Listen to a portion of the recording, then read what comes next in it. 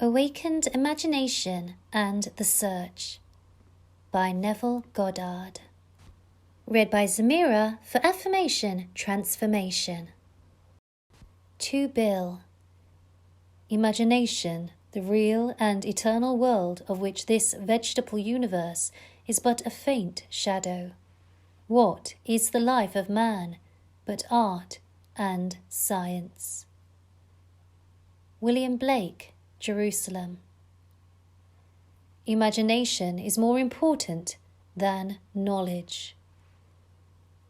Albert Einstein on Science. Chapter 1. Who is your imagination?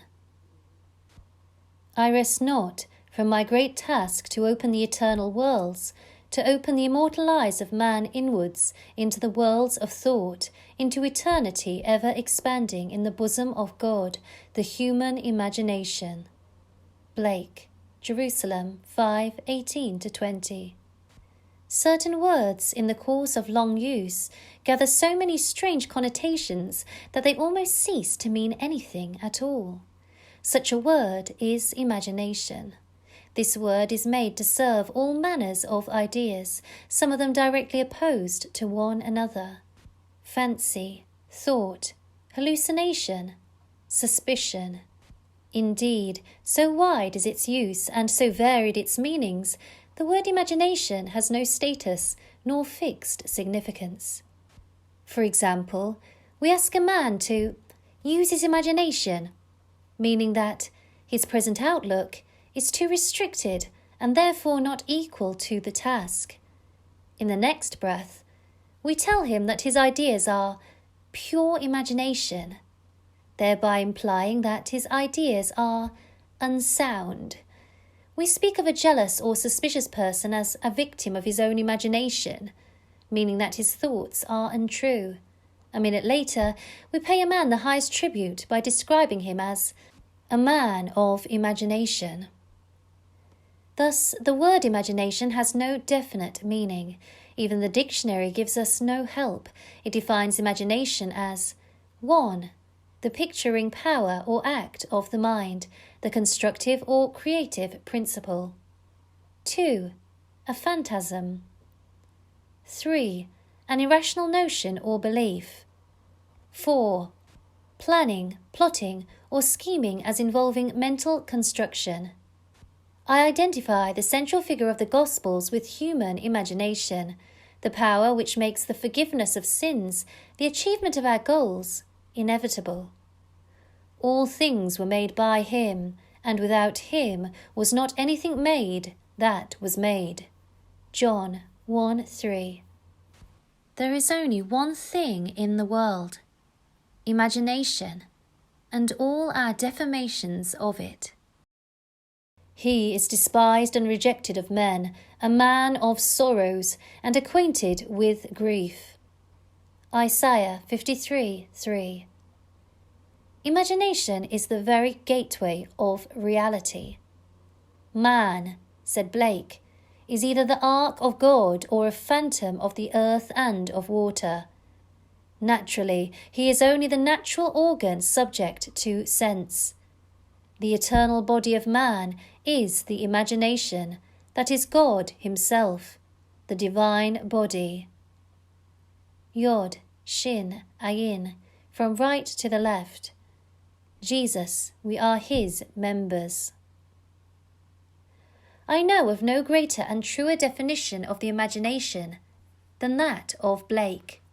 By imagination, we have the power to be anything we desire to be. Through imagination, we disarm and transform the violence of the world. Our most intimate as well as our most casual relationships become imaginative as we awaken to the mystery hidden from the ages. Colossians 1:26. That Christ in us is our imagination. We then realize that only as we live by imagination can we truly be said to live at all. I want this book to be the simplest, clearest, frankest work I have the power to make it, that I may encourage you to function imaginatively, that you may open your immortal eyes inwards into the worlds of thought. William Blake, where you behold every desire of your heart as ripe grain, white all ready to harvest. John 4:35. I am come that they might have life, and that they might have it more abundantly. John 10:10. The abundant life that Christ promised us is ours to experience now, but not until we have the sense of Christ as our imagination can we experience it. The mystery hid from the ages, Christ in you, the hope of glory, Colossians 1:26-27, is your imagination. This is the mystery which I am ever striving to realize more keenly myself and to urge upon others. Imagination is our Redeemer, the Lord from heaven, born of man but not begotten of man. Every man is Mary, and birth to Christ must give. If the story of the Immaculate Conception and birth of Christ appears irrational to man, it is only because it is misread as biography, history, and cosmology, and the modern explorers of the imagination do not help by calling it the unconscious or subconscious mind. Imagination's birth and growth is the gradual transition from a God of tradition to a God of experience. If the birth of Christ in man seems slow, it is only because man is unwilling to let go the comfortable but false anchorage of tradition. When imagination is discovered as the first principle of religion, the stone of literal understanding will have felt the rod of Moses and, like the rock of Zion, Isaiah 28:16, Romans 9:33, issue forth the water of psychological meaning to quench the thirst of humanity. And all who take the prophet cup and live a life according to this truth will transform the water of psychological meaning into the wine of forgiveness. Then, like the Good Samaritan, Luke 10:33-35, they will pour it on all the wounds of all. The Son of God is not to be found in history, nor in any external form. He can only be found as the imagination of him in whom his presence becomes manifest. Oh, would thy heart but be a manger for his birth, God would once more become a child on earth. Angelus Silesius, a 17th century poet. Man is the garden in which this only begotten Son of God sleeps. He awakens this Son by lifting his imagination up to heaven and clothing men in godlike stature. We must go on imagining better than the best we know. Man, in the moment of his awakening to the imaginative life, must meet the test of sonship. Father, reveal thy Son in me. James Montgomery. And it pleased God to reveal his Son in me. Galatians 1:15-16. The supreme test of sonship is the forgiveness of sin. The test that your imagination is Christ Jesus, the Son of God, is your ability to forgive sin. Sin means missing one's mark in life, falling short of one's ideal, failing to achieve one's aim. Forgiveness means identification of man with his ideal or aim in life. This is the work of awakened imagination, the supreme work, for it tests man's ability to enter into and partake of the nature of his opposite. Let the weak man say, I am strong. Joel 3:10. Reasonably, this is impossible. Only awakened imagination can enter into and partake of the nature of its opposite. This conception of Christ Jesus as human imagination raises these fundamental questions. Is imagination a power sufficient, not merely to enable me to assume that I am strong, but is it also of itself capable of executing the idea? Suppose that I desire to be in some other place or situation. Could I, by imagining myself into such a state and place, bring about their physical realization? Suppose I could not afford the journey, and suppose my present social and financial status opposed the idea that I want to realize. Would imagination be sufficient of itself to incarnate these desires? Does imagination comprehend reason? By reason, I mean deductions from the observations of the senses. Does it recognize the external world of facts?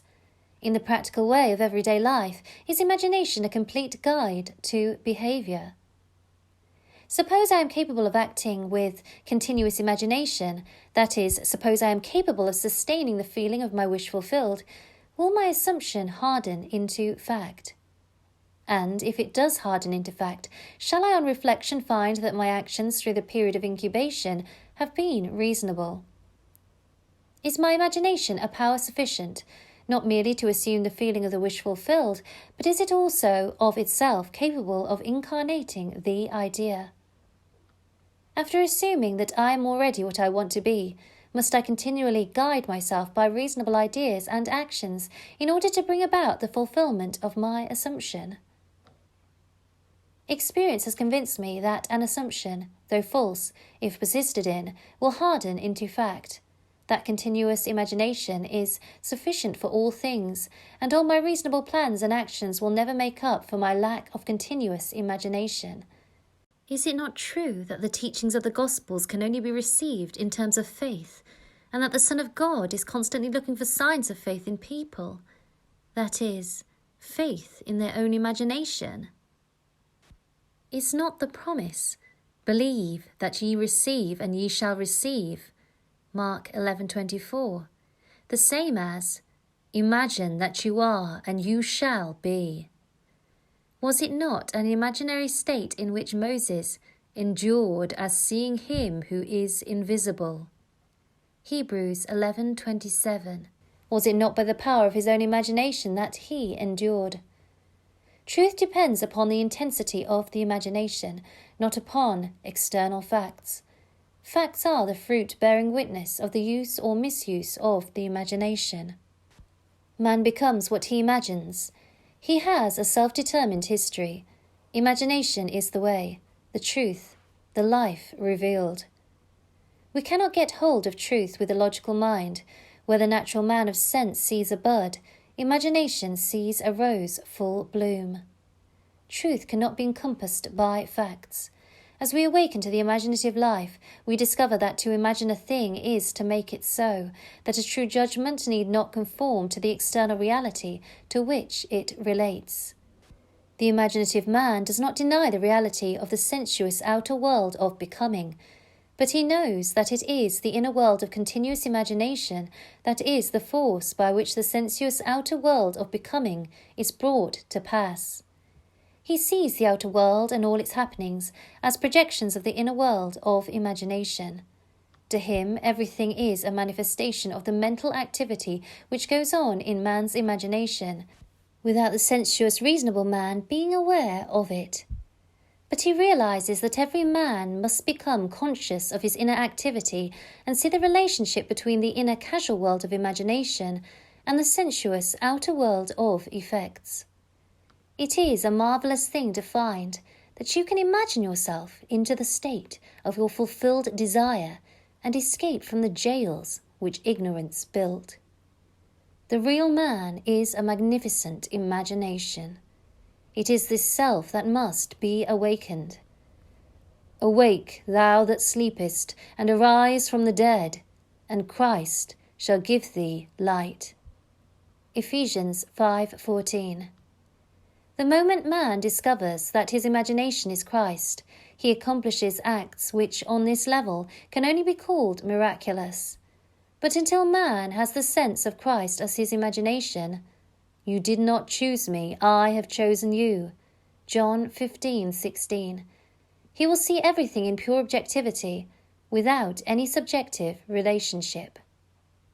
Not realizing that all that he encounters is part of himself, he rebels at the thought that he has chosen the conditions of his life, that they are related by affinity to his own mental activity. Man must come to believe that reality lies within him and not without. Although others have bodies, a life of their own, their reality is rooted in you, ends in you, as yours ends in God. Chapter 2. Sealed Instructions. The first power that meets us at the threshold of the soul's domain is the power of imagination. Dr. Franz Hartmann. I was first made conscious of the power, nature, and redemptive function of imagination through the teachings of my friend Abdullah, and through subsequent experiences, I learned that Jesus was a symbol of the coming of imagination to man, that the test of his birth in man was the individual's ability to forgive sin, that is, his ability to identify himself or another with his aim in life. Without the identification of man with his aim, the forgiveness of sin is an impossibility, and only the Son of God can forgive sin.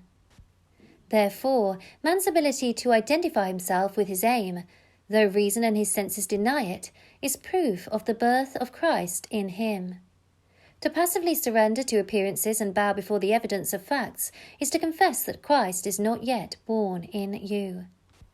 Although this teaching shocked and repelled me at first, for I was a convinced and earnest Christian, and did not then know that Christianity could not be inherited by the mere accident of birth, but must be consciously adopted as a way of life.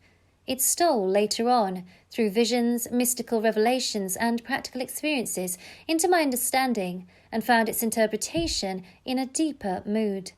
But I must confess that it is a trying time when those things are shaken, which one has always taken for granted. Seest thou these great buildings? There shall not be left one stone upon another that shall not be thrown down. Mark 13:2. Not one stone of literal understanding will be left after one drinks the water of psychological meaning. All that has been built up by natural religion is cast into the flames of mental fire.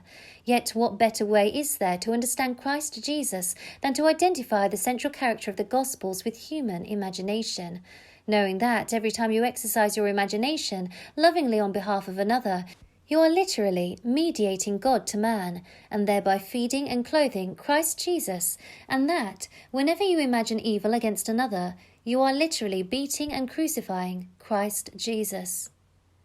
Every imagination of man is either the cup of cold water or the sponge of vinegar to the parched lips of Christ. Let none of you imagine evil in your hearts against his neighbour, warned the prophet Zechariah 8:17. When man heeds this advice, he will awake from the imposed sleep of Adam into the full consciousness of the Son of God.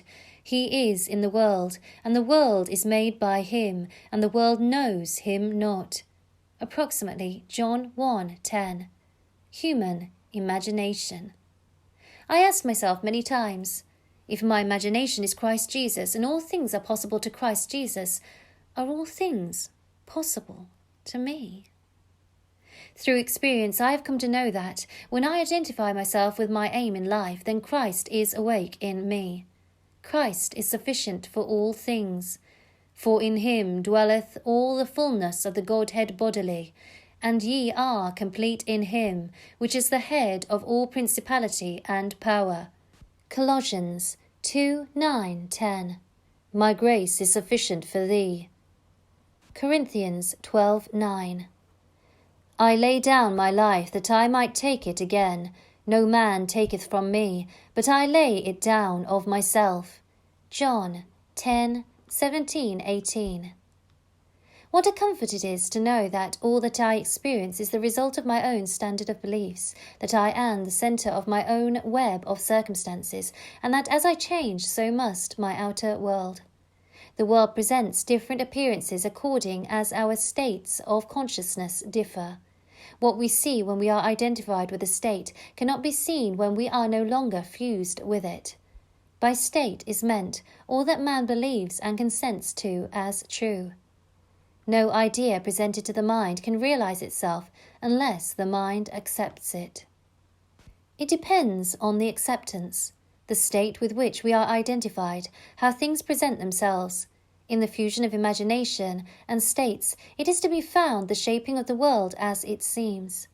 The world is a revelation of the states with which imagination is fused. It is the state from which we think that determines the objective world in which we live. The rich man, the poor man, the good man, the thief, are what they are by virtue of the states from which they view the world. On the distinction between these states depends the distinction between the worlds of these men. Individually, so different is this same world. It is not the actions and behaviour of the good man that should be matched, but his point of view. Outer reforms are useless if the inner state is not changed. Success is gained not by imitating the outer actions of the successful, but by right inner actions and inner talking. If we detach ourselves from a state, and we may at any moment, the conditions and circumstances to which that union gave being vanish. It was in the fall of 1933 in New York City that I approached Abdullah with a problem. He asked me one simple question: "What do you want?" I told him that I would like to spend the winter in Barbados, but that I was broke. I literally did not have a nickel. "If you will imagine yourself to be in Barbados," said he, "thinking and viewing the world from that state of consciousness instead of thinking of Barbados, you will spend the winter there. You must not concern yourself with the ways and means of getting there, for the state of consciousness of already being in Barbados, if occupied by your imagination, will devise the means best suited to realize itself." Man lives by committing himself to invisible states, by fusing his imagination with what he knows to be other than himself, and in this union he experiences the results of that fusion. No one can lose what he has, save by detachment from the state where the things experienced have their natural life. You must imagine yourself right into the state of your fulfilled desire, Abdullah told me, and fall asleep viewing the world from Barbados. The world which we describe from observation must be as we describe it relative to ourselves. Our imagination connects us with the state desired. But we must use imagination masterfully, not as an onlooker thinking of the end, but as a partaker thinking from the end. We must actually be there in imagination. If we do this, our subjective experience will be realized objectively. "This is not mere fancy," said he, "but a truth you can prove by experience." His appeal to enter into the wish fulfilled was the secret of thinking from the end. Every state is already there as mere possibility, as long as you think of it, but is overpoweringly real when you think from it. Thinking from the end is the way of Christ. I began right there and then, fixing my thoughts beyond the limits of sense, beyond that aspect to which my present state gave being, towards the feeling of already being in Barbados, and viewing the world from that standpoint. He emphasized the importance of the state from which man views the world as he falls asleep. All prophets claim that the voice of God is chiefly heard by man in dreams. "In a dream, in a vision of the night, when deep sleep falleth upon men, in slumbering upon the bed, then he openeth the ears of men, and sealeth their instruction." Job 33, 15, 16. That night, and for several nights thereafter, I fell asleep in the assumption that I was in my father's house in Barbados. Within a month, I received a letter from my brother saying that he had a strong desire to have the family together at Christmas and asking me to use the enclosed steamship ticket for Barbados. I sailed 2 days after I received my brother's letter and spent a wonderful winter in Barbados. This experience has convinced me that man can be anything he pleases if he will make the conception habitual and think from the end. It has also shown me that I can no longer excuse myself by placing the blame on the world of external things, that my good and my evil have no dependency except from myself, that it depends on the state from which I view the world, how things present themselves. Man, who is freely in his choice, acts from conceptions which he freely, though not always wisely, chooses. All conceivable states are awaiting our choice and occupancy, but no amount of rationalizing will of itself yield us the state of consciousness which is the only thing worth having. The imaginative image is the only thing to seek. The ultimate purpose of imagination is to create in us the spirit of Jesus, which is continual forgiveness of sin, continual identification of man with his ideal. Only by identifying ourselves with our aim can we forgive ourselves for having missed it. All else is labour in vain. on this path to whatever place or state we convey our imagination, to that place or state we will gravitate physically also. In my Father's house are many mansions. If it were not so, I would have told you. I go to prepare a place for you. And if I go and prepare a place for you, I will come again and receive you unto myself, that where I am, there ye may be also. John 14:2-3. By sleeping in my Father's house in my imagination as though I slept there in the flesh, I fused my imagination with that state and was compelled to experience that state in the flesh also. So vivid was this state to me. I could have been seen in my Father's house had any sensitive entered the room where in imagination I was sleeping. A man can be seen where in imagination he is, for a man must be where his imagination is, for his imagination is himself. This I know from experience, for I have been seen by a few to whom I desired to be seen, when physically I was hundreds of miles away. I, by the intensity of my imagination and feeling, imagining and feeling myself to be in Barbados, instead of merely thinking of Barbados, had spanned the vast Atlantic to influence my brother into desiring my presence to complete the family circle at Christmas. Thinking from the end, from the feeling of my wish fulfilled, was the source of everything that happened as outer cause, such as my brother's impulse to send me a steamship ticket, and it was also the cause of everything that appeared as results. In Ideas of Good and Evil, W.B. Yeats, having described a few experiences similar to this experience of mine, writes, "If all who have described events like these have not dreamed, we should rewrite our histories, for all men, certainly all imaginative men, must be forever casting forth enchantments, glamour, illusions, and all men, especially tranquil men who have no powerful egotistic life, must be continually passing under their power." Determined imagination, thinking from the end, is the beginning of all miracles. I would like to give you an immense belief in miracles, but a miracle is only the name given by those who have no knowledge of the power and function of imagination to the works of imagination. Imagining oneself into the feeling of the wish fulfilled is the means by which a new state is entered. This gives the state the quality of isness. Hermes tells us, "That which is manifested. That which has been or shall be is unmanifested, but not dead, for soul, the eternal activity of God, animates all things." The future must become the present in the imagination of the one who would wisely and consciously create circumstances. We must translate vision into being, thinking of into thinking from. Imagination must centre itself in some state and view the world from that state. Thinking from the end is an intense perception of the world of fulfilled desire. Thinking from the state desired is creative living. Ignorance of this ability to think from the end is bondage. It is the root of all bondage with which man is bound. To passively surrender to the evidence of the senses underestimates the capacities of the inner self.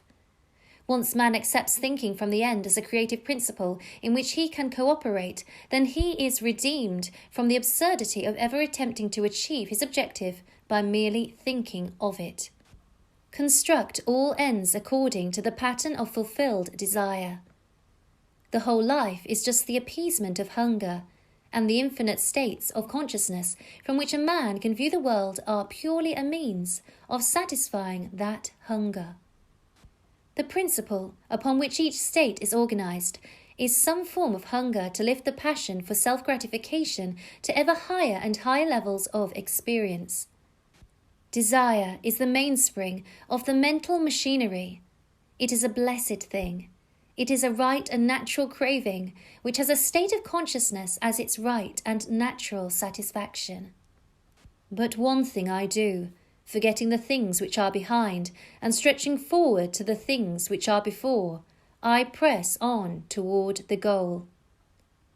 Philippians 3:13-14. It is necessary to have an aim in life. Without an aim we drift. What wantest thou of me?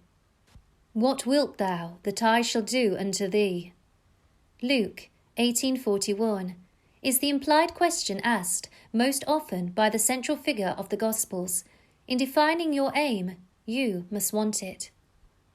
As the hart panteth after the water brooks, so panteth my soul after thee, O God. Psalms 42:1. It is lack of this passionate direction to life that makes man fail of accomplishment. The spanning of the bridge between desire, thinking of, and satisfaction, thinking from, is all important. We must move mentally from thinking of the end to thinking from the end. This, reason could never do. By its nature, it is restricted to the evidence of the senses. But imagination, having no such limitation, can.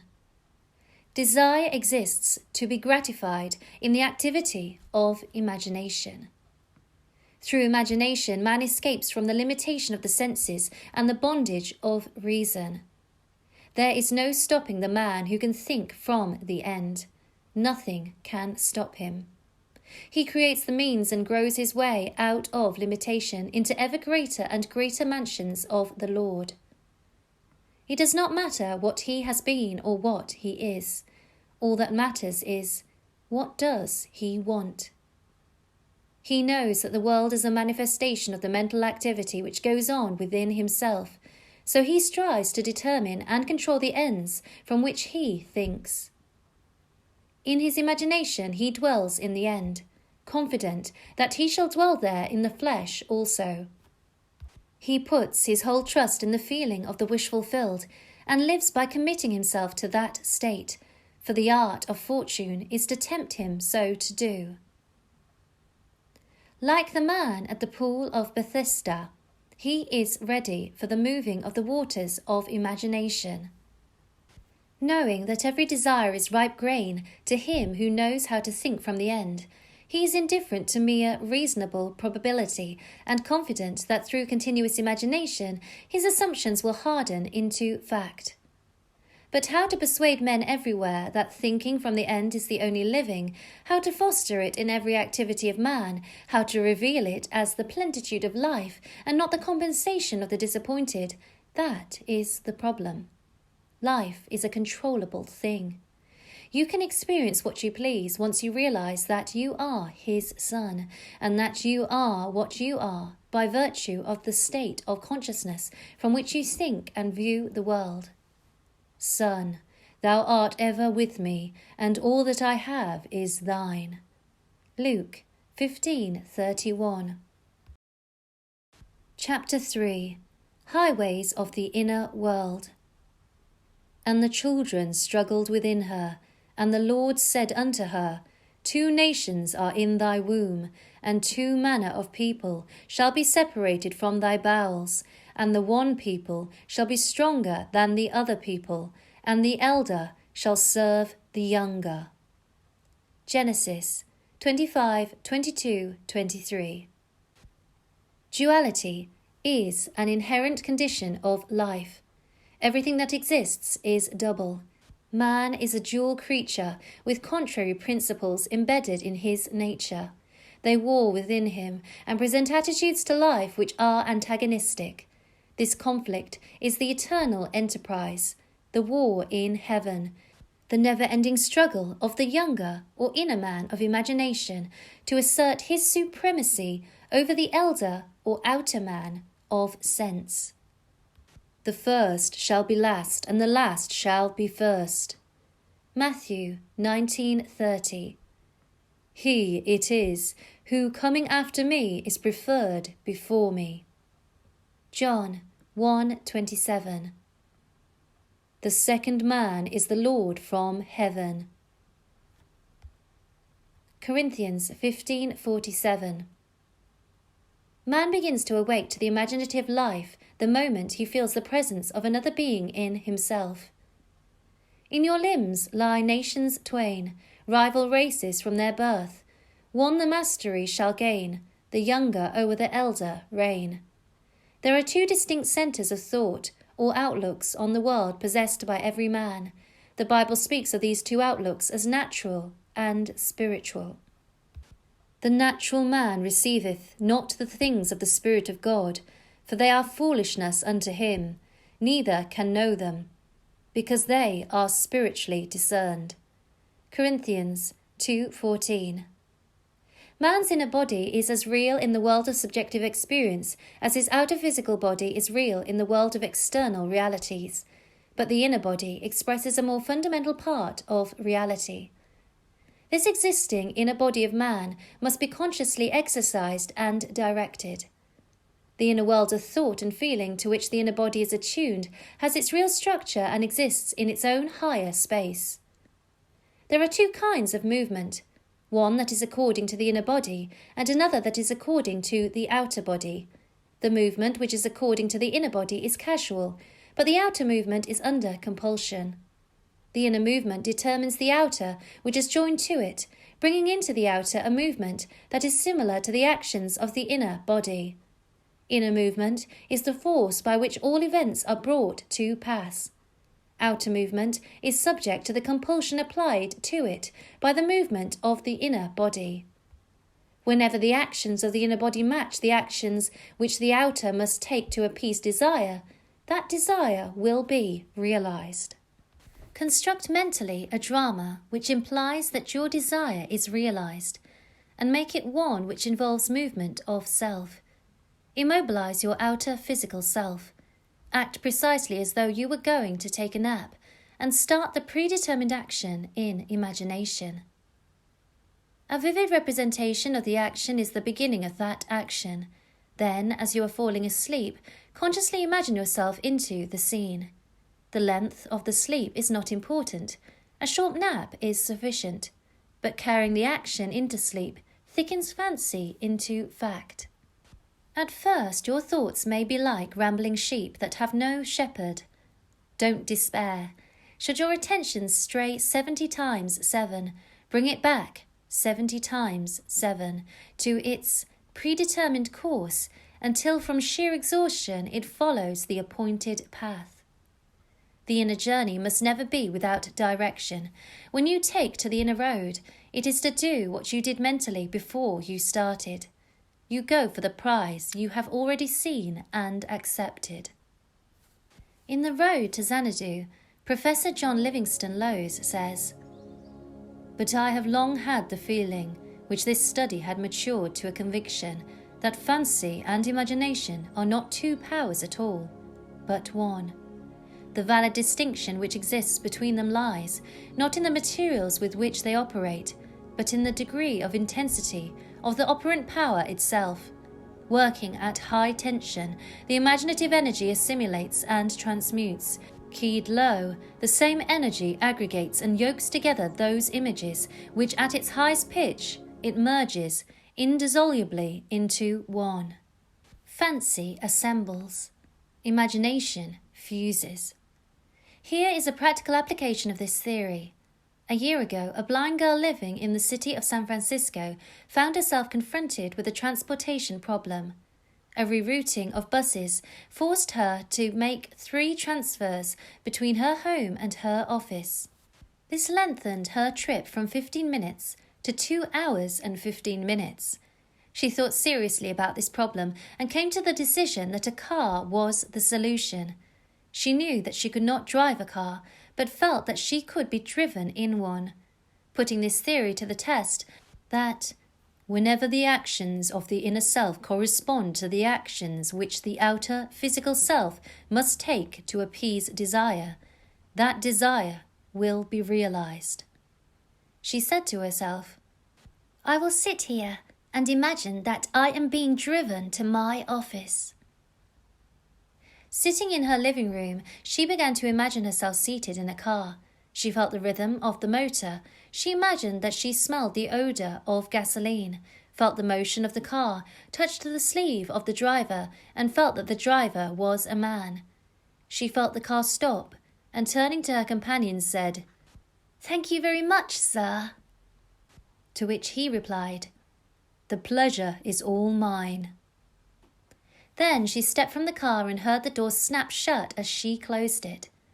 She told me that she centered her imagination on being in a car and, although blind, viewed the city from her imaginary ride. She did not think of the ride. She thought from the ride and all that it implied. This controlled and subjectively directed purposive ride raised her imagination to its full potency. She kept her purpose ever before her, knowing there was cohesion in purposive inner movement. In these mental journeys, an emotional continuity must be sustained, the emotion of fulfilled desire. Expectancy and desire were so intensively joined that they passed at once from a mental state into a physical act. The inner self moves along the predetermined course best when the emotions collaborate. The inner self must be fired, and it is best fired by the thought of great deeds and personal gain. We must take pleasure in our actions. On 2 successive days, the blind girl took her imaginary ride, giving it all the joy and sensory vividness of reality. A few hours after her second imaginary ride, a friend told her of a story in the evening paper. It was a story of a man who was interested in the blind. The blind girl phoned him and stated her problem. The very next day, on his way home, he stopped in at a bar, and while there, had the urge to tell the story of the blind girl to his friend, the proprietor. A total stranger, on hearing the story, volunteered to drive the blind girl home every day. The man who told the story then said, "If you will take her home, I will take her to work." This was over a year ago, and since that day, this blind girl has been driven to and from her office by these 2 gentlemen. Now, instead of spending 2 hours and 15 minutes on 3 buses, she is at her office in less than 15 minutes. And on that first ride to her office, she turned to her Good Samaritan and said, "Thank you very much, sir." And he replied, "The pleasure is all mine." Thus, the objects of her imagination were to her the realities of which the physical manifestation was only the witness. The determinative, animating principle was the imaginative ride. Her triumph could be a surprise only to those who did not know of her inner ride. She mentally viewed the world from this imaginative ride with such a clearness of vision that every aspect of the city attained identity. These inner movements not only produce corresponding outer movements. This is the law which operates beneath all physical appearances. He who practices these exercises of bilocation will develop unusual powers of concentration and quiescence, and will inevitably achieve waking consciousness on the inner and dimensionally larger world. Actualizing strongly, she fulfilled her desire, for, viewing the city from the feeling of her wish fulfilled, she matched the state desired and granted that to herself which sleeping men ask of God. To realize your desire, an action must start in your imagination, apart from the evidence of the senses, involving movement of self and implying fulfillment of your desire. Whenever it is the action which the outer self takes to appease desire, that desire will be realized. The movement of every visible object is caused not by things outside the body, but by things within it, which operate from within outward. The journey is in yourself. You travel along the highways of the inner world. Without inner movement, it is impossible to bring forth anything. Inner action is introverted sensation. If you will construct mentally a drama which implies that you have realized your objective, then close your eyes and drop your thoughts inward, centering your imagination all the while in the predetermined action and partake in that action. You will become a self-determined being. Inner action orders all things according to the nature of itself. Try it and see whether a desirable ideal, once formulated, is possible, for only by this process of experiment can you realize your potentialities. It is thus that this creative principle is being realized. So the clue to purposive living is to center your imagination in the action and feeling of fulfilled desire with such awareness, such sensitiveness, that you initiate and experience movement upon the inner world. Ideas only act if they are felt, if they awaken inner movement. Inner movement is conditioned by self-motivation, outer movement by compulsion. Wherever the sole of your foot shall tread, the same give I unto you. Joshua 1:3. And remember, the Lord thy God in the midst of thee is mighty. Zephaniah 3:17. Chapter 4. The Pruning Shears of Revision. The second man is the Lord from heaven. Corinthians 15:47.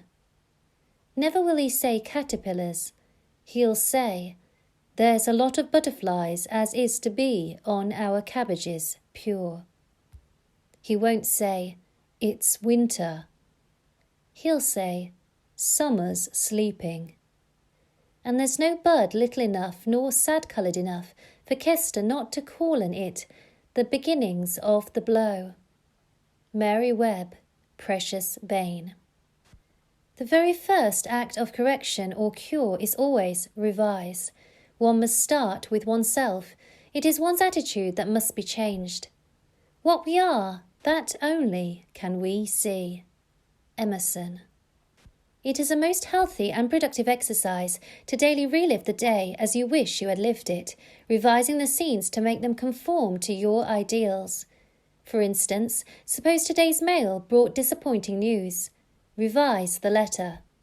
Mentally rewrite it and make it conform to the news you wish you had received. Then in imagination, read the revised letter over and over again. This is the essence of revision, and revision results in repeal. The one requisite is to arouse your attention in a way and to such intensity that you become wholly absorbed in the revised action. You will experience an expansion and refinement of the senses by this imaginative exercise and eventually achieve vision. But always remember that the ultimate purpose of this exercise is to create in you the Spirit of Jesus, which is continual forgiveness of sin. Revision is of great importance when the motive is to change oneself, when there is a sincere desire to be something different, when the longing is to awaken the ideal active spirit of forgiveness. Without imagination, man remains a being of sin. Man either goes forward to imagination or remains imprisoned in his senses. To go forward to imagination is to forgive. Forgiveness is the life of the imagination. The art of living is the art of forgiving. Forgiveness is, in fact, experiencing in imagination the revised version of the day, experiencing in imagination what you wish you had experienced in the flesh. Every time one really forgives, that is, every time one relives the events as it should have been lived, one is born again. Father, forgive them. It's not the plea that comes once a year, but the opportunity that comes every day. The idea of forgiving is a daily possibility, and if it is sincerely done, it will lift man to higher and higher levels of being. He will experience a daily Easter, and Easter is the idea of rising transformed. And that should be almost a continuous process. Freedom and forgiveness are indissolubly linked. Not to forgive is to be at war with ourselves, for we are freed according to our capacity to forgive. Forgive, and you shall be forgiven. Luke 6:37. Forgive, not merely from a sense of duty or service. Forgive because you want to. The ways are ways of pleasantness, and all thy paths are peace. Proverbs 3:17. You must take pleasure in revision.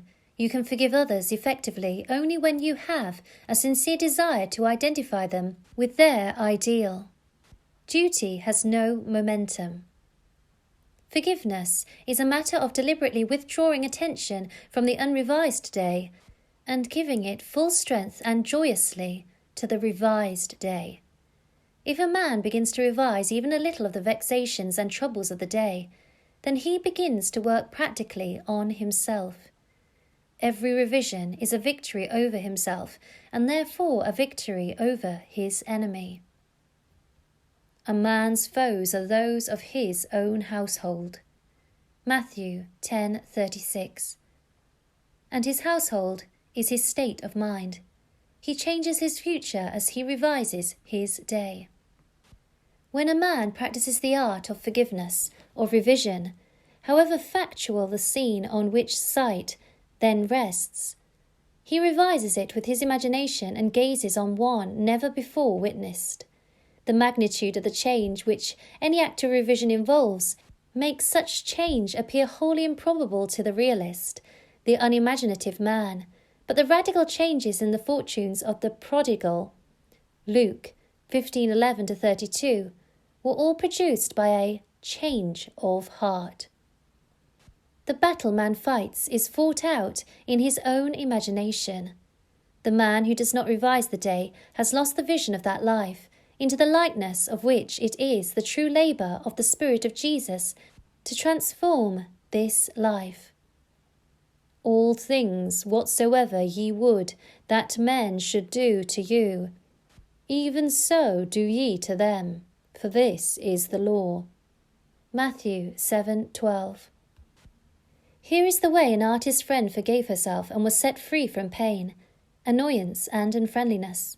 Knowing that nothing but forgetfulness and forgiveness will bring us to new values, she cast herself upon her imagination and escaped from the prison of her senses. She writes, Thursday. I taught all day in the art school. Only one small thing marred the day. Coming into my afternoon classroom, I discovered the janitor had left all the chairs on top of the desks after cleaning the floor.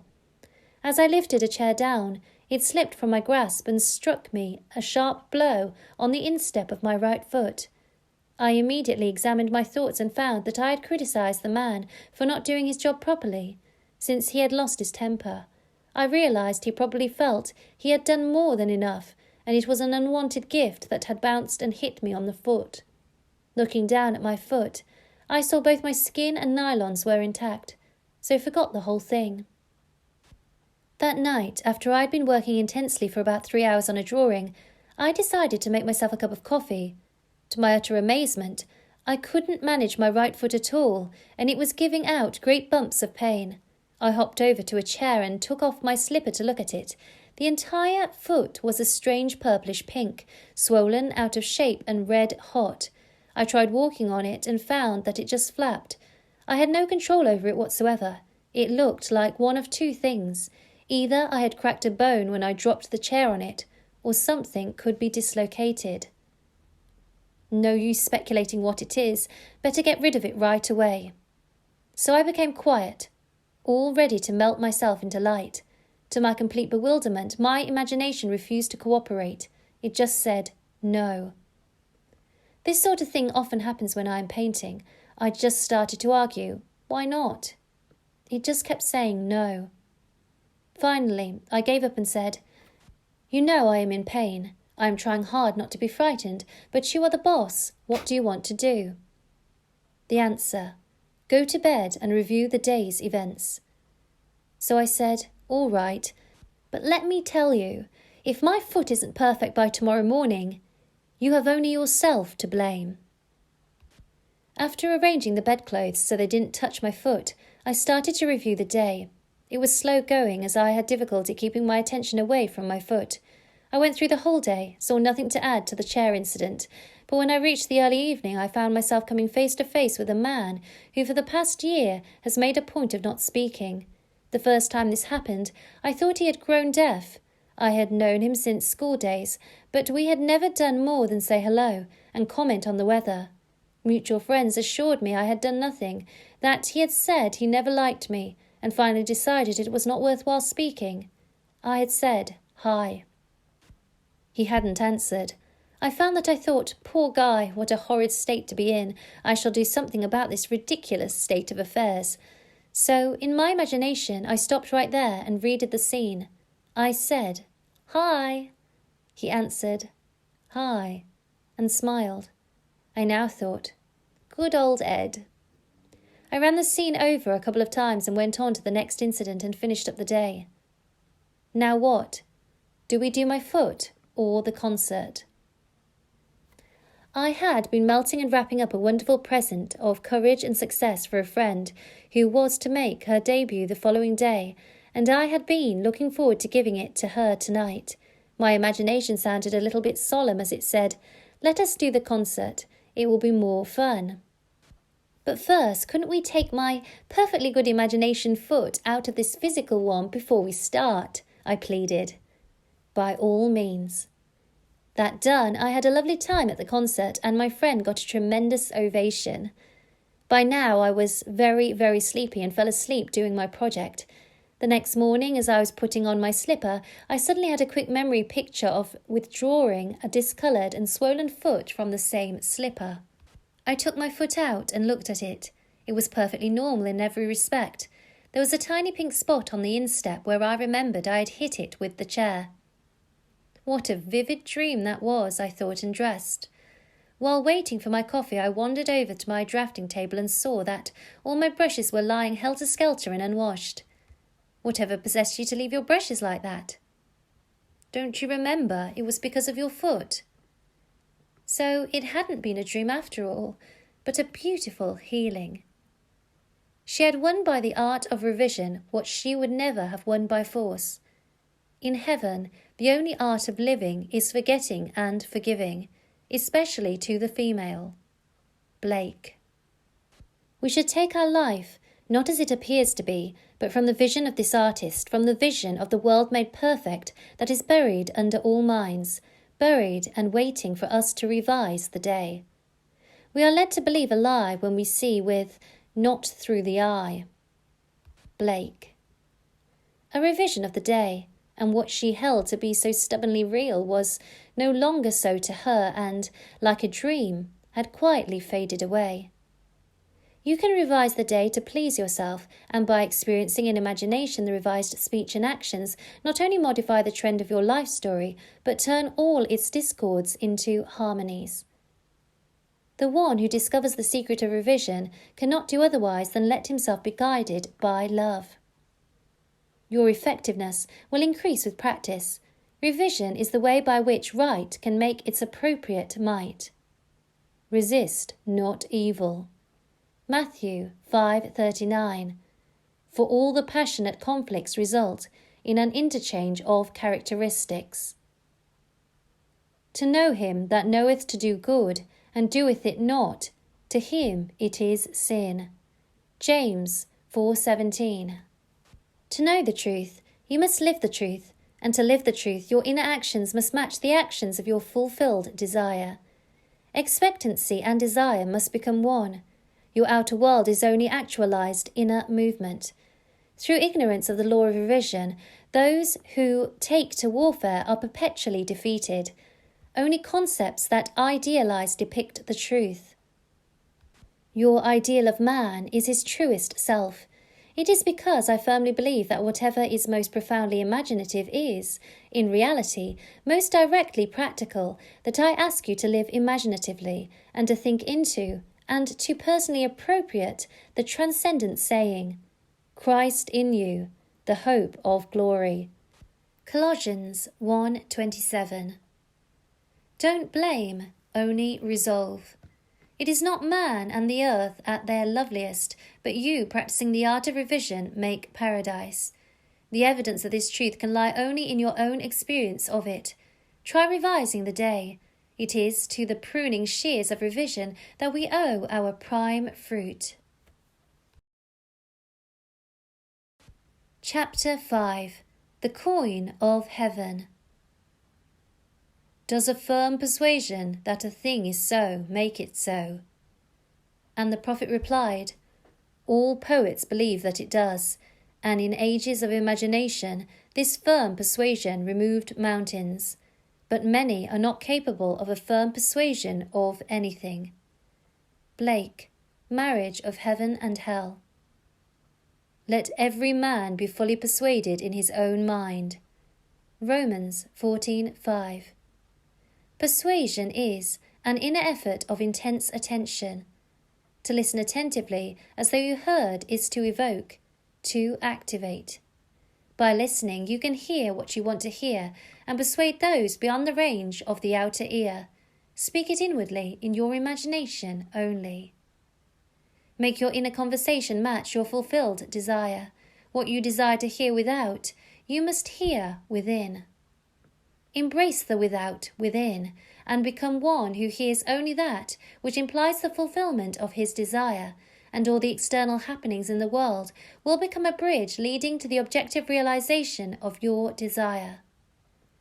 Your inner speech is perpetually written all around you in happenings. Learn to relate these happenings to your inner speech, and you'll become self-taught. By inner speech is meant those mental conversations which you carry on with yourself. They may be inaudible when you are awake because of the noise and distractions of the outer world of becoming, but they are quite audible in deep meditation and dream. But whether they be audible or inaudible, you are their author and fashion your world in their likeness.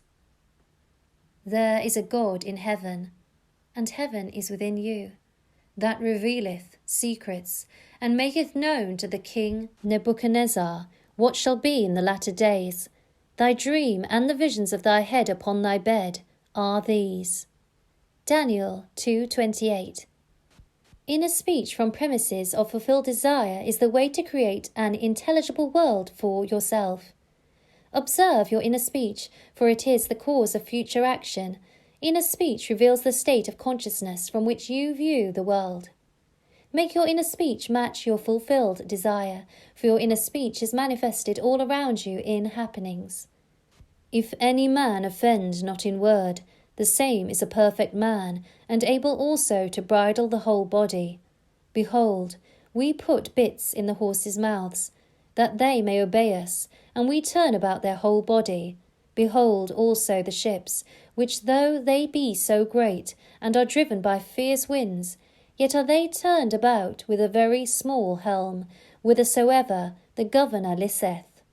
Even so the tongue is a little member, and boasteth great things. Behold, how great a matter a little fire kindleth. James 3:2-5. The whole manifested world goes to show us what use we have made of the word, inner speech. An uncritical observation of our inner talking will reveal to us the ideas from which we view the world. Inner talking mirrors our imagination, and our imagination mirrors the state with which it is fused. If the state with which we are fused is the cause of the phenomenon of our life, then we are relieved of the burden of wondering what to do, for we have no alternative but to identify ourselves with our aim, and inasmuch as the state with which we are identified mirrors itself in our inner speech, then to change the state with which we are fused, we must first change our inner talking. It is our inner conversations which make tomorrow's facts. Put off the former conversation, the old man, which is corrupt, and be renewed in the spirit of your mind. Put on the new man, which is created in righteousness. Ephesians 4:22-24. Our minds, like our stomachs, are whetted by change of food. Quintilian. Stop all of the old mechanical negative inner talking and start a new positive and constructive inner speech from premises of fulfilled desire. Inner talking is the beginning, the sowing of the seeds of future action. To determine the action, you must consciously initiate and control your inner talking. Construct a sentence which implies the fulfillment of your aim, such as, I have a large, steady, dependable income, consistent with integrity and mutual benefit. Or, I am happily married. I am wanted. I am contributing to the good of the world. And repeat such a sentence over and over until you are inwardly affected by it. Our inner speech represents in various ways the world we live in. In the beginning was the Word. John 1:1. That which ye sow ye reap.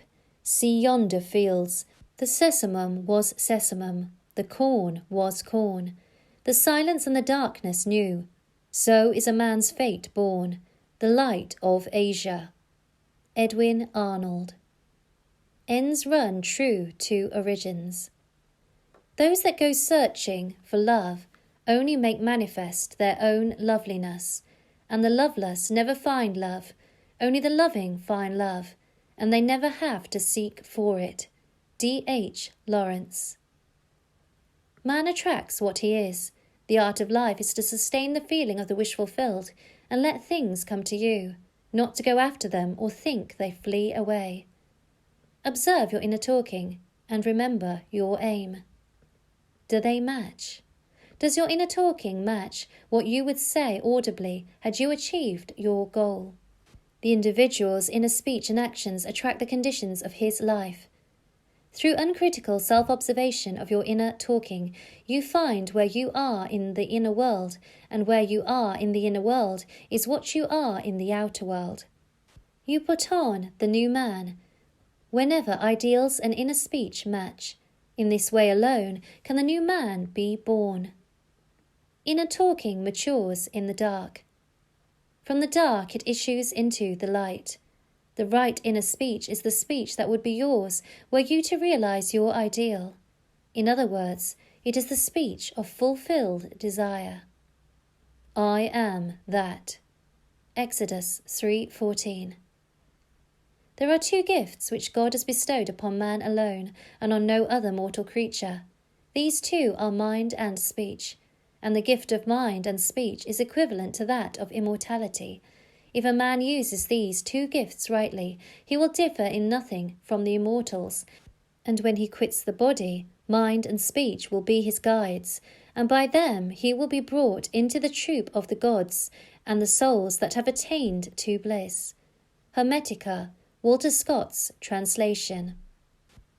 The circumstances and conditions of life are outpictured inner talking, solidified sound. Inner speech calls events into existence. In every event is the creative sound that is its life and being. All that a man believes and consents to as true reveals itself in his inner speech. It is his word, his life. Try to notice what you are saying in yourself at this moment, to what thoughts and feelings you are consenting. They will be perfectly woven into your tapestry of life. To change your life, you must change your inner talking. For life, said Hermes, is the union of word and mind. When imagination matches your inner speech to fulfilled desire, there will then be a straight path in yourself from within out, and the without will instantly reflect the within for you, and you will know reality is only actualized inner talking. Receive with meekness the inborn word which is able to save your souls. James 1:21. Every stage of man's progress is made by the conscious exercise of his imagination matching his inner speech to his fulfilled desire. Because man does not perfectly match them, the results are uncertain, while they might be perfectly certain. Persistent assumption of the wish fulfilled is the means of fulfilling the intention. As we control our inner talking, matching it to our fulfilled desires, we can lay aside all other processes. Then we simply act by clear imagination and intention. We imagine the wish fulfilled and carry on mental conversations from that premise. Through controlled inner talking from premises of fulfilled desire, seeming miracles are performed. The future becomes the present and reveals itself in our inner speech. To be held by the inner speech of fulfilled desire is to be safely anchored in life. Our lives may seem to be broken by events, but they are never broken so long as we retain the inner speech of fulfilled desire. All happiness depends on the active voluntary use of imagination to construct and inwardly affirm that we are what we want to be. We match ourselves to our ideals by constantly remembering our aim and identifying ourselves with it. We fuse our aims by frequently occupying the feeling of our wish fulfilled. It is the frequency, the habitual occupancy, that is the secret to success. The oftener we do it, the more natural it is. Fancy assembles. Continuous imagination fuses. It is possible to resolve every situation by the proper use of imagination. Our task is to get the right sentence, the one which implies that our desire is realized, and fire the imagination with it. All this is intimately connected with the mystery of the still small voice. Inner talking reveals the activities of imagination, activities which are the causes of the circumstances of life. As a rule, man is totally unaware of his inner talking, and therefore sees himself not as the cause but the victim of circumstance. To consciously create circumstance, man must consciously direct his inner speech, matching the still small voice to his fulfilled desires. He calls things not seen as though they were. Romans 4:17. Right inner speech is essential. It is the greatest of the arts. It is the way out of limitation into freedom. Ignorance of this art has made the world a battlefield and penitentiary where blood and sweat alone are expected, when it should be a place of marvelling and wondering. Right inner talking is the first step to becoming what you want to be. Speech is an image of mind, and mind is an image of God. Hermetica, Scott translation. On the morning of April 12, 1953, my wife was awakened by the sound of a great voice of authority speaking within her and saying, "You must stop spending your thoughts, time and money. Everything in life must be an investment." To spend is to waste, to squander, to lay out without return. To invest is to lay out for a purpose from which a profit is expected. This revelation of my wife is about the importance of the moment. It is about the transformation of the moment. What we desire does not lie in the future, but in ourselves at this very moment. At any moment in our lives, we are faced with an infinite choice: what we are and what we want to be. And what we want to be is already existent, but to realize it, we must match our inner speech and actions to it. If two of you shall agree on earth as touching anything that they shall ask, it shall be done for them of my Father which is in heaven. Matthew 18:19. It is only what is done now that counts. The present moment does not recede into the past. It advances into the future to confront us, spent or invested. Thought is the coin of heaven. Money is its earthly symbol. Every moment must be invested, and our inner talking reveals whether we are spending or investing. Be more interested in what you are inwardly, saying now, than what you have said, by choosing wisely what you think and what you feel now. Any time we feel misunderstood, misused, neglected, suspicious, afraid, we are spending our thoughts and wasting our time. Whenever we assume the feeling of being what we want to be, we are investing. We cannot abandon the moment to negative inner talking and expect to retain command of life. Before us go the results of all that seemingly is behind. Not gone is the last moment, but oncoming. My word shall not return unto me void, but it shall accomplish that which I please, and it shall prosper in the thing whereto I sent it. Isaiah 55:11. The circumstances of life are the muffled utterances of the inner talking that made them, the word made visible. The word, said Hermes, is son, and the mind is father of the word. They are not separate one from the other, for life is the union of word and mind. He willed us forth from himself by the word of truth. James 1:18. Let us be imitators of God as dear children. Ephesians 5:1. And use our inner speech wisely to mould an outer world in harmony with our ideal. The Lord spake by me, and his word was my tongue. Samuel 23:2. The mouth of God is the mind of man. Feed God only the best. Whatsoever things are of good report, think on these things. Philippians 4:8. The present moment is always precisely right for an investment, to inwardly speak the right word. The word is very near to you, in your mouth and in your heart, that you may do it. See, I have set before you this day life and good, death and evil, blessings and cursings. Choose life. Deuteronomy 30:14-15-19. You choose life and good and blessings by being that which you choose. Like is known to be like alone. Make your inner speech bless and give good reports. Man's ignorance of the future is the result of his ignorance of his inner talking. His inner talking mirrors his imagination, and his imagination is a government in which the opposition never comes into power. If the reader ask, what if the inner speech remains subjective and is unable to find an object for its love? The answer is, it will not remain subjective, for the very simple reason that inner speech is always objectifying itself. What frustrates and festers and becomes the disease that afflicts humanity is man's ignorance of the art of matching inner worlds to fulfilled desire. Inner speech mirrors imagination, and imagination is Christ. Alter your inner speech and your perceptual world changes.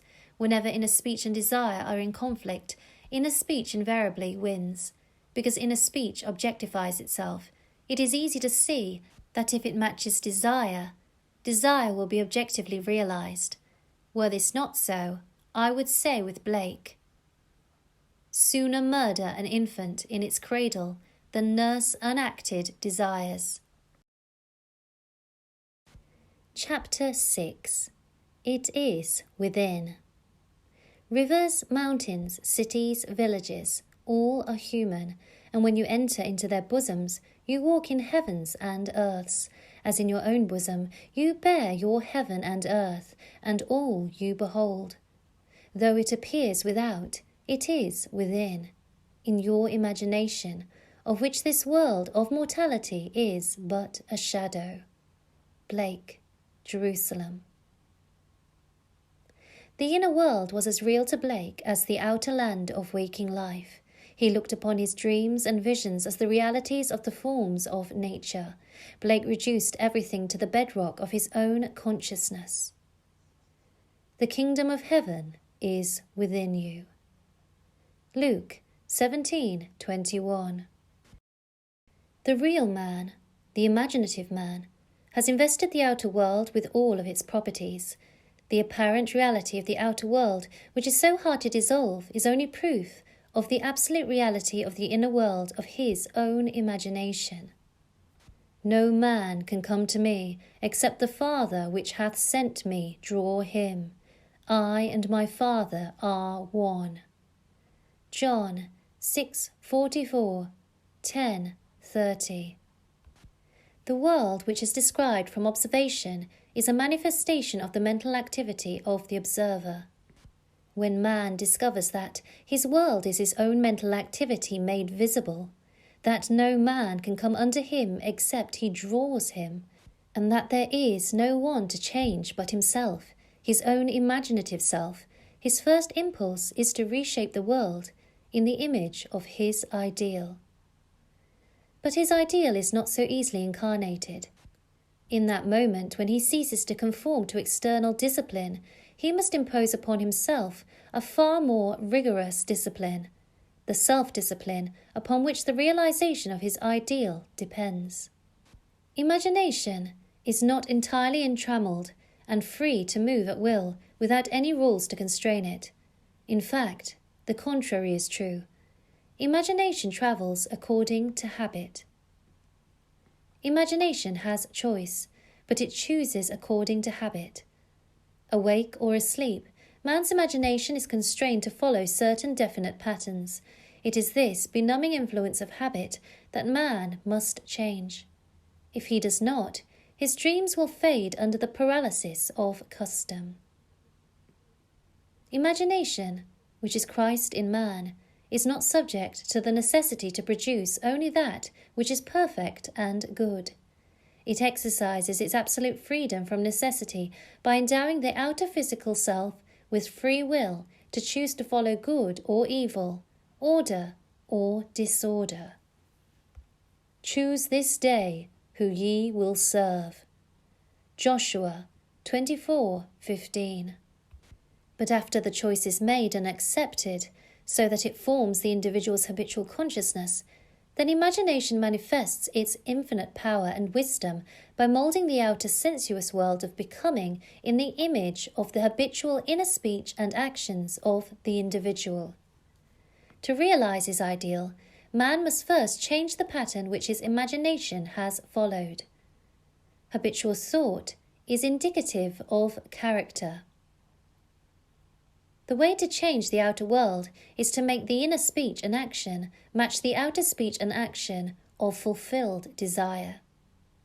Our ideals are waiting to be incarnated, but unless we ourselves match our inner speech and action to the speech and action of fulfilled desire, they are incapable of birth. Inner speech and action are the channels of God's action. He cannot respond to our prayers unless these paths are offered. The outer behaviour of man is mechanical. It is subject to the compulsion applied to it by the behaviour of the inner self, and old habits of the inner self hang on till replaced by new ones. It is a peculiar property of the second or inner man that he gives to the outer self something similar to his own reality of being. Any change in the behaviour of the inner self will result in corresponding outer changes. The mystic calls a change of consciousness death. By death he means not the destruction of imagination and the state with which it was fused, but the dissolution of their union. Fusion is union rather than oneness. Thus the conditions to which that union gave being vanish. I die daily, said Paul to the Corinthians. 1 Corinthians 15:31. Blake said to his friend Crab Robinson, "There is nothing like death. Death is the best thing that can happen in life, but most people die so late and take such an unmerciful time in dying. God knows their neighbours never see them rise from the dead." To the outer man of sense, who knows nothing of the inner man of being, this is sheer nonsense. But Blake made the above quite clear when he wrote in the year before he died. William Blake, one who is very much delighted with being in good company, born 28th of November 1757 in London, and has died several times since. When man has the sense of Christ as his imagination, he sees why Christ must die and rise again from the dead to save man, why he must detach his imagination from his present state and match it to a higher concept of himself, if he would rise above his present limitations and thereby save himself. Here is a lovely story of a mystical death which was witnessed by a neighbour. Last week, writes the one who rose from the dead, a friend offered me her home in the mountains for the Christmas holidays, as she thought she might go east. She said that she would let me know this week. We had a very pleasant conversation, and I mentioned you and your teaching in connection with a discussion of Dunn's experiment with time, which she had been reading. Her letter arrived Monday. As I picked it up, I had a sudden sense of depression. However, when I read it, she said I could have the house and told me where to get the keys. Instead of being cheerful, I grew still more depressed. So much so, I decided there must have been something between the lines which I was getting intuitively. I unfolded the letter and read the first page through, and as I turned to the second page, I noticed she had written a postscript on the back of the first sheet.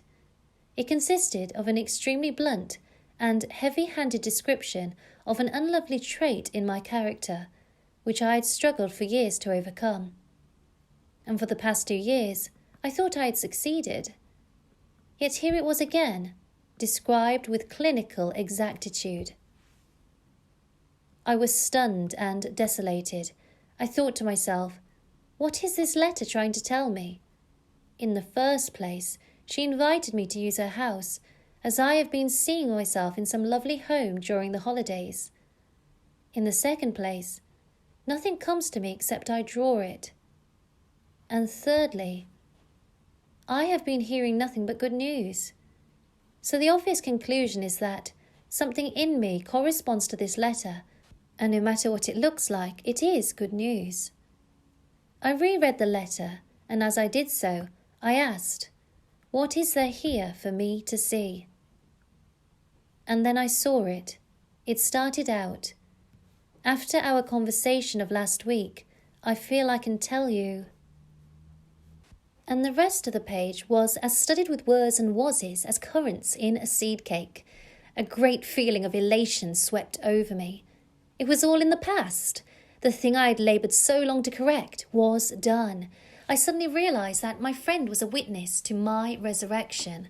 I whirled around the studio chanting, "It's all in the past! It is done! Thank you, it is done!" I gathered all my gratitude up in a big ball of light and shot it straight to you, and if you saw a flash of lightning Monday evening shortly after 6 your time, that was it. Now, instead of writing a polite letter, because it is the correct thing to do, I can write giving sincere thanks for her frankness and thanking her for the loan of her house. Thank you so much for your teaching, which has made my beloved imagination truly my Saviour. And now, if any man shall say unto her, Lo, here is Christ, or there, Matthew 24:23, she will believe it not, for she knows that the kingdom of God is within her, and that she herself must assume full responsibility for the incarnation of her ideal, and that nothing but death and resurrection will bring her to it. She has found her Saviour, her beloved imagination, forever expanding in the bosom of God. There is only one reality, and that is Christ, human imagination, the inheritance and final achievement of the whole of humanity. That we, speaking the truth in love, may grow up into Him in all things, which is the head, even Christ. Ephesians 4:14-15. Chapter 7. Creation is finished. I am the beginning and the end. There is nothing to come that has not been and is. Ecclesiastes 3:15. Blake saw all possible human situations as already made states. He saw every aspect, every plot and drama as already worked out as mere possibilities, as long as we are not in them, but as overpowering realities when we are in them. He described these states as sculptures of lost halls. Distinguish, therefore, states from individuals in those states. States change, but individual identities never change nor cease. The imagination is not a state. Said Blake, it is the human existence itself. Affection or love becomes a state when divided from imagination. Just how important this is to remember is almost impossible to say, but the moment the individual realizes this for the first time is the most momentous in his life, and to be encouraged to feel this is the highest form of encouragement it is possible to give. This truth is common to all men, but the consciousness of it, and much more, the self-consciousness of it, is another matter. The day I realized this great truth, that everything in my world is a manifestation of the mental activity which goes on within me, and that the conditions and circumstances of my life only reflect the state of consciousness with which I am fused, is the most momentous in my life. But the experience that brought me to this certainty is so remote from ordinary existence, I have long hesitated to tell it, for my reason refused to admit the conclusions to which the experience impelled me. Nevertheless, this experience revealed to me that I am supreme within the circle of my own state of consciousness, and that it is the state with which I am identified that determines what I experience.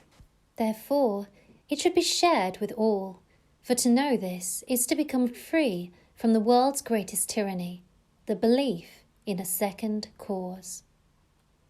Blessed are the pure in heart, for they shall see God. Matthew 5:8.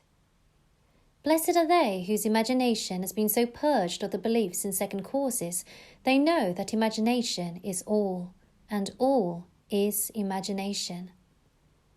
One day I quickly slipped from my apartment in New York City into some remote yesteryear's countryside. As I entered the dining room of a large inn, I became fully conscious. I knew that my physical body was immobilized on my bed back in New York. Yet here I was, as awake and as conscious as I have ever been. I intuitively knew that, if I could stop the activity of my mind, everything before me would freeze. No sooner was the thought born than the urge to try it possessed me. I felt my head tighten, then thicken to a stillness. My attention concentrated into a crystal clear focus, and the waitress walked not. And I looked through the window, and the leaves falling fell not, and the family of 4 eating ate not, and they, lifting the food, lifted it not. Then my attention relaxed, the tightness eased, and all of a sudden all moved onward in their course. The leaves fell, the waitress walked, and the family ate. Then I understood Blake's vision of the sculptures of lost halls. I sent you to reap there whereon ye bestowed no labour. John 4:38. Creation is finished. I am the beginning and the end. There is nothing to come that has not been and is. Ecclesiastes 3:15. The world of creation is finished, and its original is within us. We saw it before we set forth, and have since been trying to remember it and to activate sections of it. There are infinite views of it. Our task is to get the right view, and by determined direction of our attention, make it pass in procession before the inner eye. If we assemble the right sequence and experience it in imagination until it has the tone of reality, then we consciously create circumstances. This inner procession is the activity of imagination that must be consciously directed. We, by a series of mental transformations, become aware of increasing portions of that which already is, and by matching our own mental activity to that portion of creation which we desire to experience, we activate it, resurrect it, and give it life. This experience of mine not only shows the world as a manifestation of the mental activity of the individual observer, but it also reveals our course of time as jumps of attention between eternal moments. An infinite abyss separates any 2 moments of ours. We, by the movements of our attention, give life to the sculptures of lost halls. Think of the world as containing an infinite number of states of consciousness from which it could be viewed. Think of these states as rooms or mansions in the house of God. John 14:2. And like the rooms of any house, they are fixed relative to one another. But think of yourself, the real self, the imaginative you, as the living, moving occupant of God's house. Each room contains some of lost sculptures, with infinite plots and dramas, and situations already worked out, but not activated. They are activated as soon as human imagination enters and fuses with them. Each represents certain mental and emotional activities. To enter a state, man must consent to the ideas and feelings which it represents. These states represent an infinite number of possible mental transformations which man can experience. To move into another state or mansion necessitates a change of beliefs. All that you could ever desire is already present and only waits to be matched by your beliefs. But it must be matched, for that is the necessary condition by which alone it can be activated and objectified. Matching the beliefs of a state is the seeking that finds, the knocking to which it is opened, the asking that receives. Matthew 7:8, Luke 11:10. Go in and possess the land. Exodus 6:4-8. The moment man matches the beliefs of any state, he fuses with it, and this union results in the activation and projection of its plots, plans, dramas, and situations. It becomes the individual's home from which he views the world. It is his workshop, and if he is observant, he will see outer reality shaping itself upon the model of his imagination. It is for this purpose, of training us in image making, that we were made subject to the limitations of the senses and clothed in bodies of flesh. It is the awakening of the imagination, the returning of his Son that our Father waits for. The creature was made subject to vanity, not willingly, but by reason of him who subjected it. Romans 8:20. But the victory of the Son, the return of the prodigal, assures us that the creature shall be delivered from the bondage of corruption into the glorious liberty of the sons, children of God. Romans 8:21.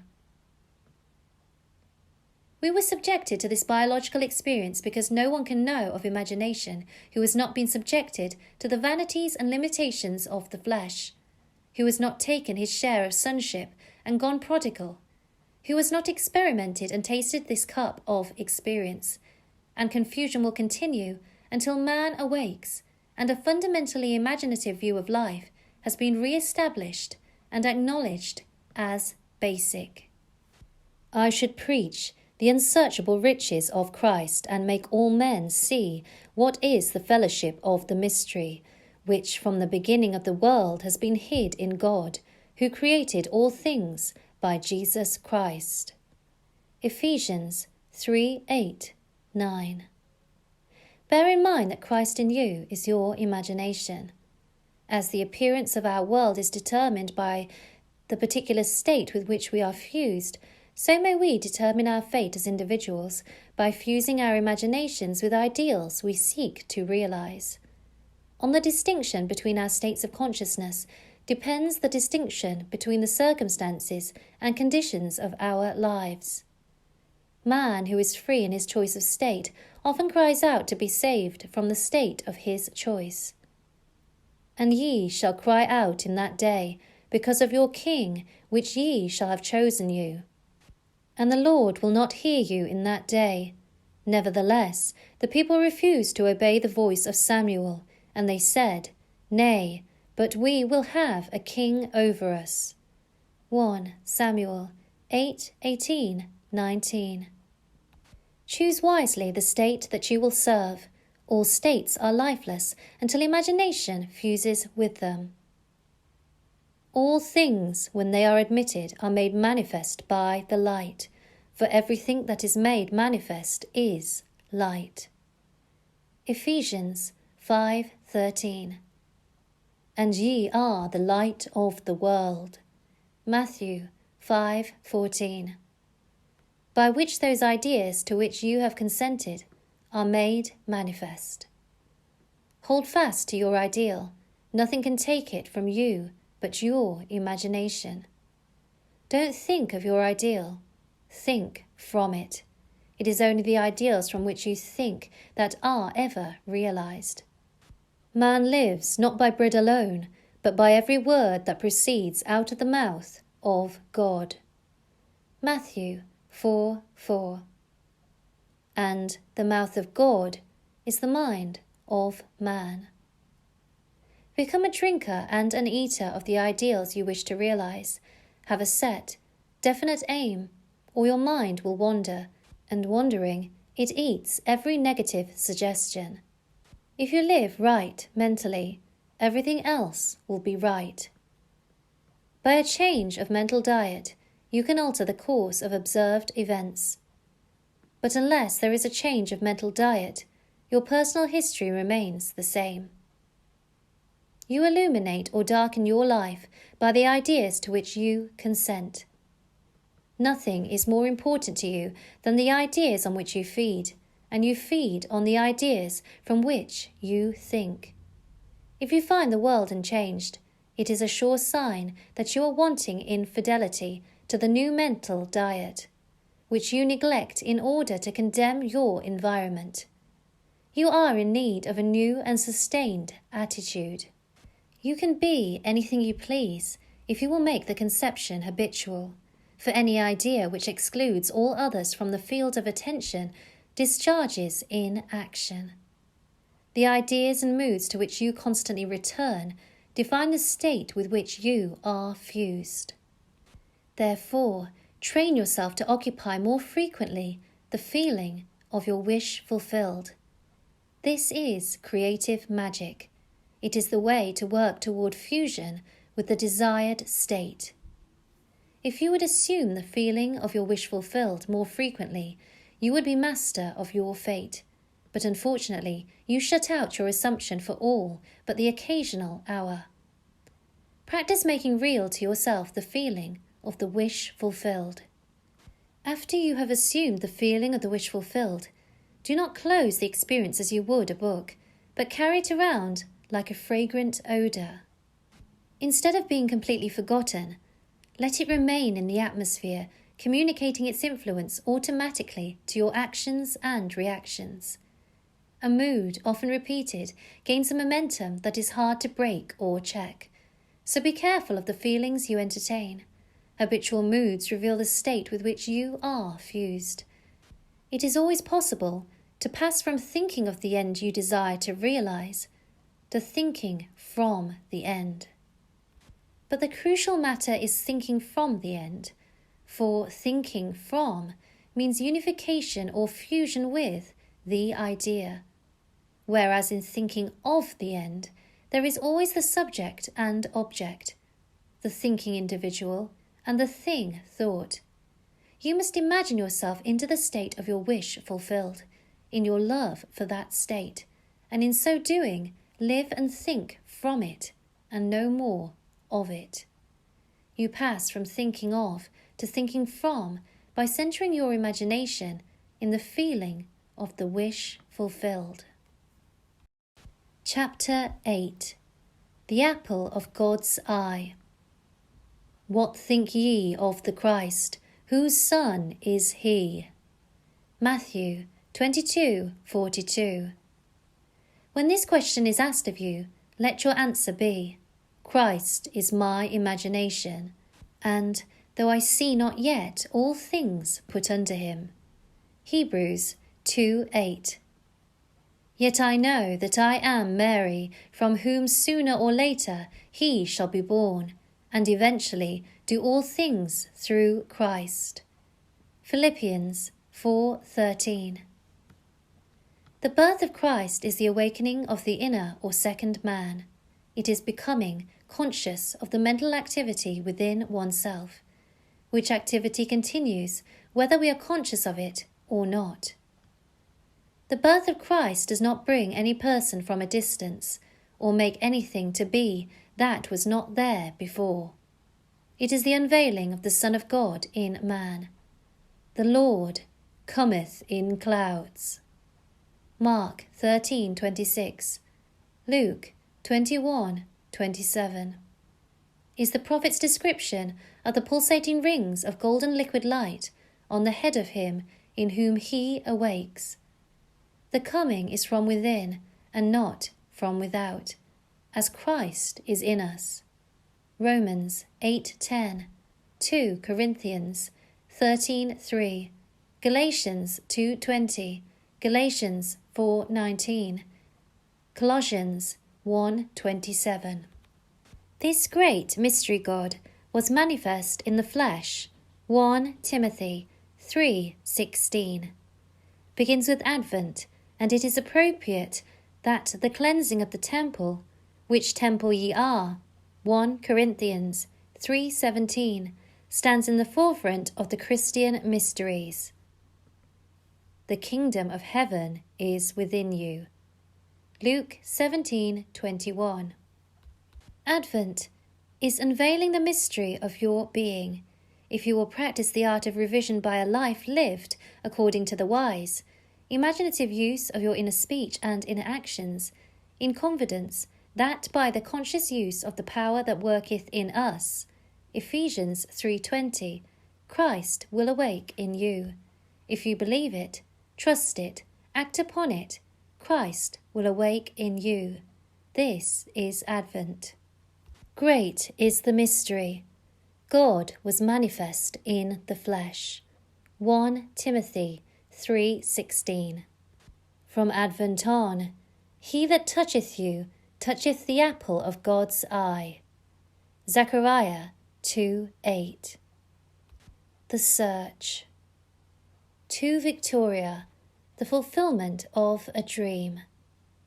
Once, in an idle interval at sea, I meditated on the perfect state and wondered what I would be, were I of too pure eyes to behold antiquity, if to me all things were pure, and were I without condemnation.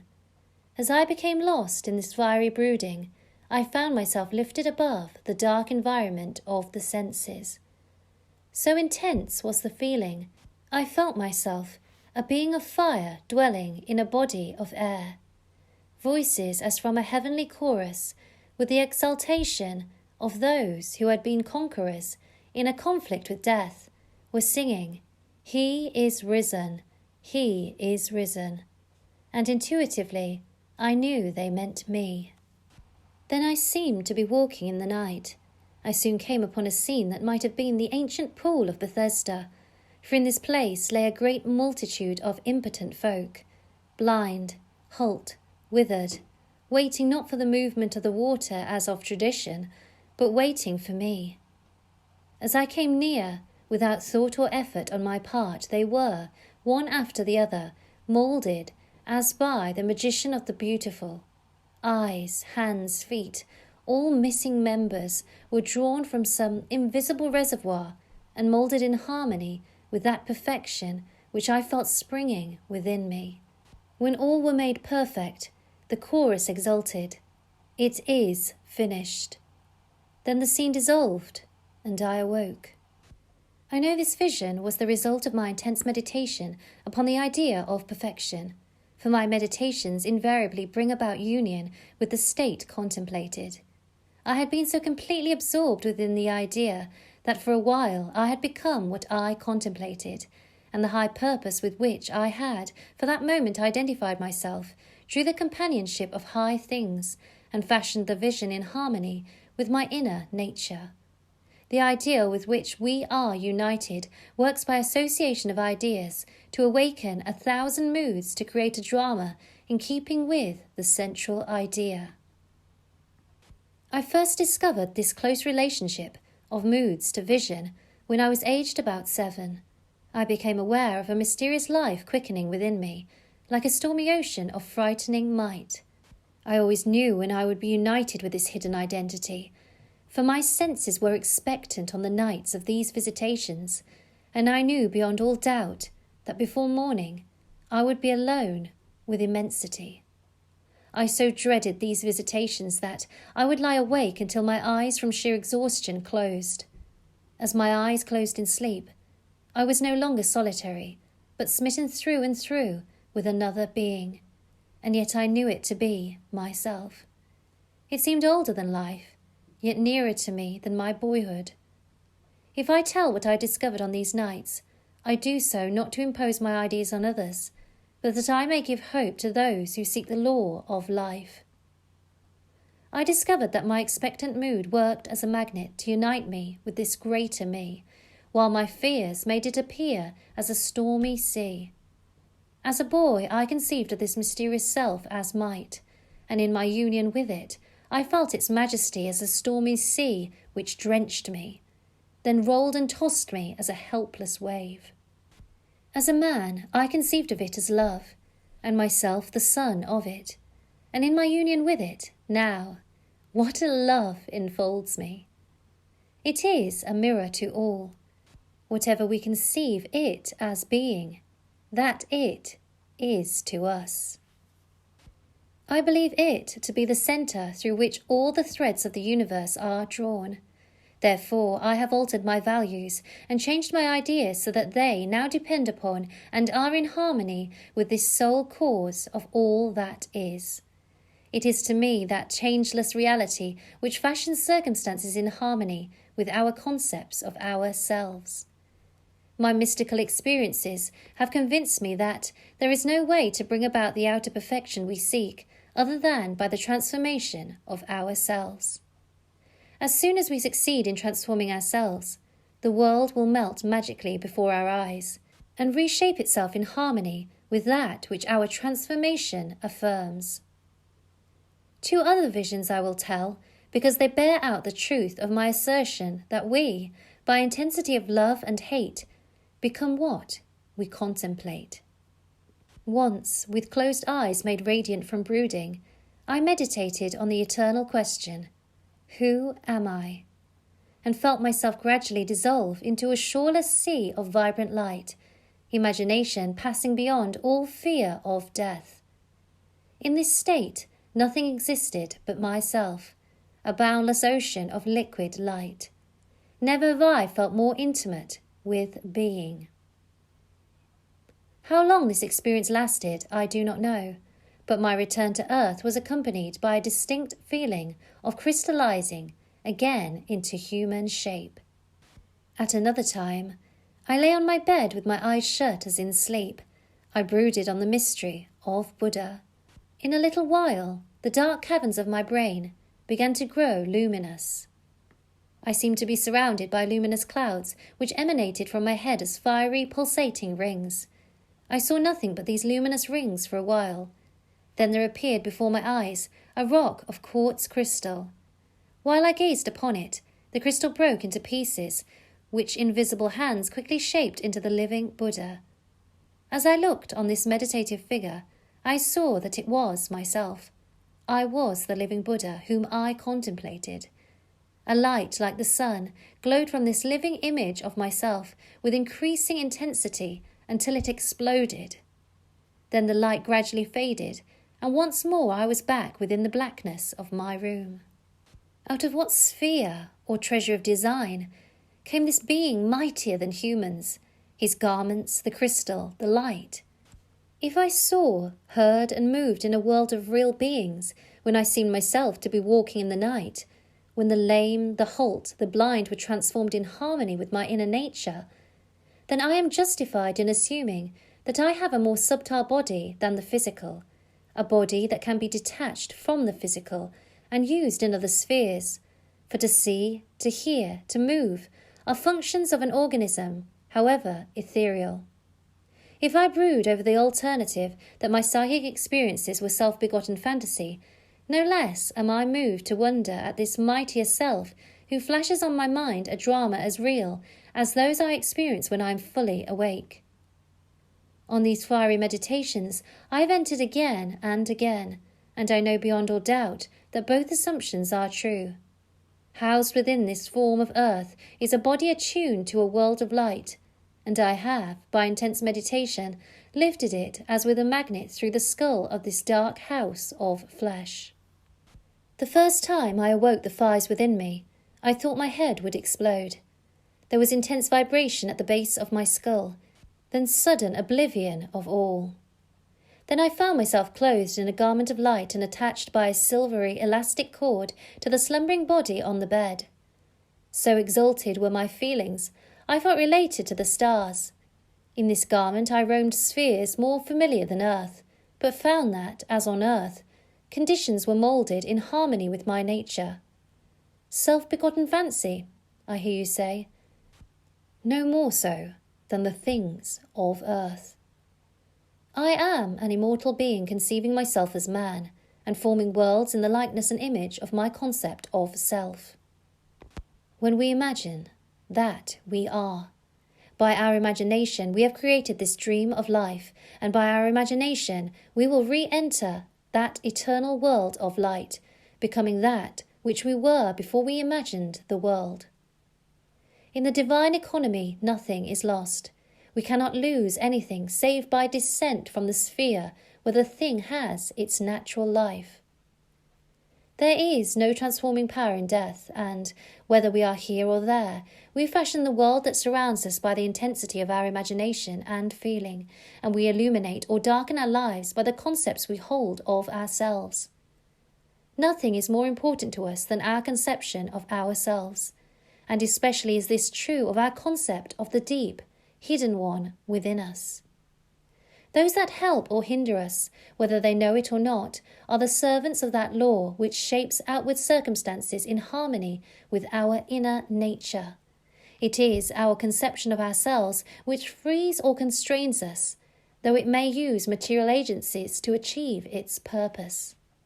Because life moulds the outer world to reflect the inner arrangement of our minds, there is no way of bringing about the outer perfection we seek, other than by the transformation of ourselves. No help cometh from without. The hills to which we lift our eyes are those of an inner range. It is thus to our own consciousness that we must turn as to the only reality, the only foundation on which all phenomena can be explained. We can rely absolutely on the justice of this law to give us only that which is of the nature of ourselves. To attempt to change the world before we change our concept of ourselves is to struggle against the nature of things. There can be no outer change until there is first an inner change. As within, so without. I am not advocating philosophical indifference when I suggest that we should imagine ourselves as already that which we want to be, living in a mental atmosphere of greatness, rather than using physical means and arguments to bring about the desired change. Everything we do, unaccompanied by a change of consciousness, is but futile readjustment of surfaces. However we toil or struggle, we can receive no more than our subconscious assumptions affirm. To protest against anything which happens to us is to protest against the law of our being and our rulership over our own destiny. The circumstances of my life are too closely related to my conception of myself not to have been launched by my own spirit from some magical storehouse of my being. If there is pain to me in these happenings, I should look within myself for the cause, for I am moved here and there and made to live in a world in harmony with my concept of myself.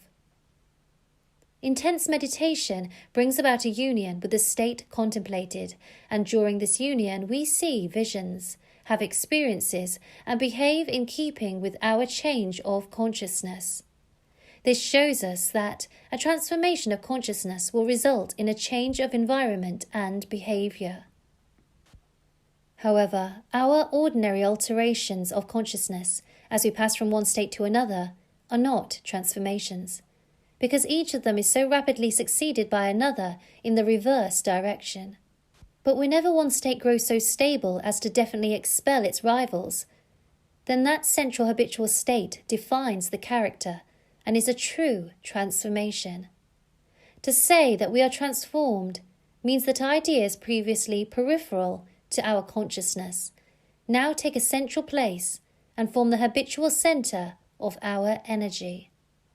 All wars prove that violent emotions are extremely potent in precipitating mental rearrangements.